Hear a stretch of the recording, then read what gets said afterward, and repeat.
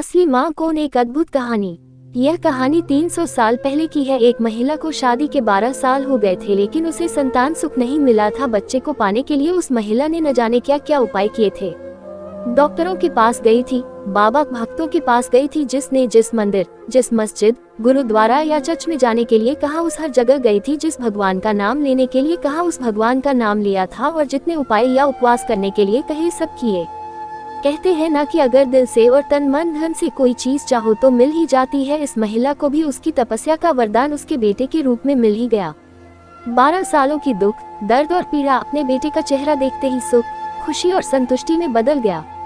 लेकिन अभी शायद उसकी तपस्या बाकी थी। शायद भगवान को अभी उसकी और परीक्षा लेनी थी। जब उसका बच्चा 1 वर्ष का हुआ तो एक दूसरी महिला ने उसका बच्चा चुरा लिया। सोचिए उस माँ की मनस्थिति क्या होगी, जिसने दुनिया में सबसे ज्यादा जिस बच्चे के लिए अपनी जिंदगी जी थी, उससे उसका बच्चा ही छीन गया। उसे ऐसा लगा जैसे किसी ने उसका बच्चा नहीं, उसके शरीर से उसकी आत्मा ही चुरा ली हो। उस दिन से उस माँ का जैसे खाना पीना सोना सब छूट गया था। उसे न भूख लगती, न प्यास लगती, न नींद आती। हार मान जाए वह माँ कैसी। अपने बच्चे को ढूंढने में उसने जमीन आसमान एक कर दिया, और आखिरकार उसने अपने बच्चे का पता लगा ही लिया। वह पहुंच गई उस चोर महिला के पास अपने बच्चे को वापस लेने के लिए।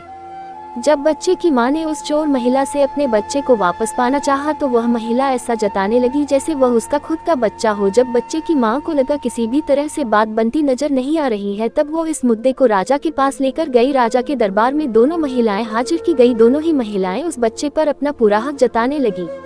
राजा और उसके सभी दरबारी काफी आश्चर्यचकित और हैरान हो गए, क्योंकि बच्चे की सच्ची माँ को पहचानने के लिए उन्होंने जितने भी सवाल बच्चे के बारे में दोनों ही महिलाओं से किए, जो उसकी आदतों, उसकी पसंद या उसके निशानों के बारे में थे, दोनों ही महिलाएं उसका सही सही जवाब दे रही थी।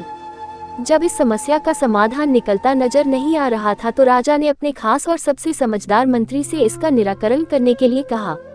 मंत्री ने बिना 1 मिनट की देरी किए तुरंत राजा से कहा कि महाराज, मुझे लगता है कि यह दोनों ही इस बच्चे की माँ है। इन दोनों का ही उस बच्चे पर बराबर का हक है। अगर आपको न्याय ही करना है तो सबसे बेहतर तरीका यही होगा कि आप बच्चे के 2 टुकड़े कर दीजिए और एक एक टुकड़ा दोनों माँओं को बांट दीजिए। मंत्री की ऐसी बात सुनकर राजा के साथ साथ दरबार में हाजिर सभी लोग उनकी तरफ आश्चर्य से देखने लगे। राजा ने सोचा कि मंत्री की ऐसी मूर्खतापूर्ण बातों के पीछे जरूर कोई रहस्य होगा। वह बिना सोचे समझे ऐसी बात कभी नहीं कर सकते। राजा ने तुरंत अपने सिपाहियों से कहा कि मंत्री की बात पर अमल किया जाए और इस बच्चे के 2 टुकड़े कर दिए जाएं। बच्चे की असली माँ ने यह फैसला सुनते ही राजा के पैर पकड़ लिए और बोली, महाराज, मुझ पर इतना जुल्म मत कीजिए। आप चाहे तो बच्चे को उस महिला को दे दीजिए, लेकिन उसके 2 टुकड़े कर मत मारिए। मेरा बच्चा मेरे पास नहीं रहा तो चलेगा, इस दुनिया में तो रहेगा।